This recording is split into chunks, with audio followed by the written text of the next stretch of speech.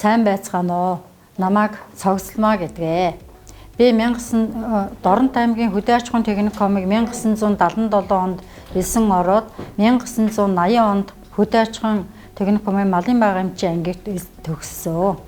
Ингээд малын багамжийн ангид төгсөөд Дорнот аймгийн Хэрлэнгийн сангийн аж ахуй одоогийн Чав усан сум гэж байгаа. Тэрний Хэрлэнгийн сангийн аж ахуйд хуваарлагдаж очин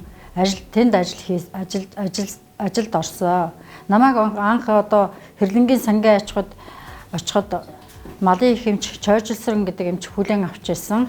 Ингээд би тэнд очоод 1-р ферм бригад гэж байсан. Би 1-р фермийн малын эмчээр, малын багамжаар томилогдсон ажилд орж ирсэн.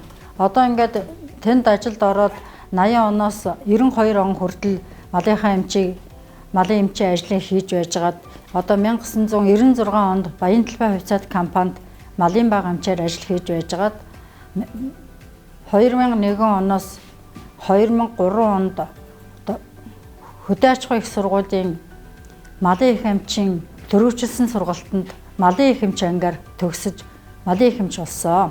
2005 онд Чав усан суманда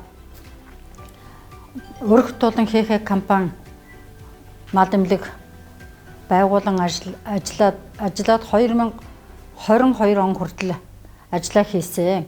Энэ хугацаанд би 2 малын эмчийг бэлтгэж 2 малын эмчийг 2009 оноос 2011 онд Дорнотын политехникийн малын эмчийн ангид сургаад нэг нь болонгууд 2011-ээс 2014 онд Хөдөө аж ахуйн их сургуулийн малын их эмчийн ангид суулгаж ингээд малын их эмч, малын бага эмч хоёрыг бэлтгэн ажиллаж ингээд гуруулаа өрхөд тулан хувьцаат компанид 17 жил энэ хоёр тооцоог хамтран ажилласан.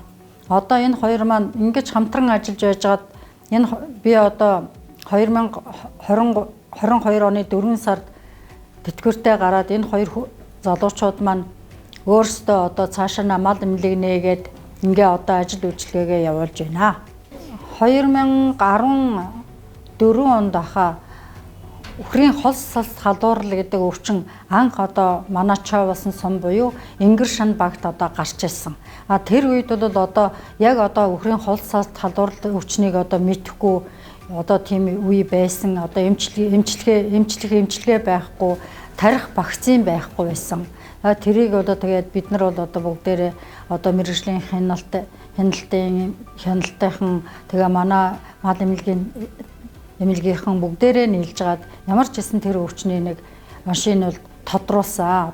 Шинжилгээнд өгч явуулж гаад тэгээ ер нь хот руу шинжилгээнд өгснөөс Үхрийн холс салт халуурал байна гэдэг өвчнийг бол тодруулж ирсэн. Би бол тэр үед үнэхээр мэдэхгүй байсан. Яг л нэг шүлхий шиг эсвэл халуураад эсвэл доголоод цэцэг алдаад нүднээс нь нулимс гоожоод тийм өвчин илэрсэн болохоор нэг бодоход надад бол шүлхий юм шиг санагдаад, нэг болоход үгүй юм шиг санагдаад бас их өндөр халуураад хоошоо доголоод цэцэг алдаад тэгжсэн учраас би маш их эргэлзэж ирсэн. Ямар өвчин юм бол доо гэж бодож ирсэн. Шинжилгээнд явуулснаас болоод харин тэр Үхрийн холс салт халуурал өвчин байна гэдэг энэ тогтоогдож ирсэн. Мал эмнэлгийн 100 жилийн ойн баярт үеийн төгсөгчд бүх сайхан малынхаа эмчнэрт баярын мэнд төвшүүлье.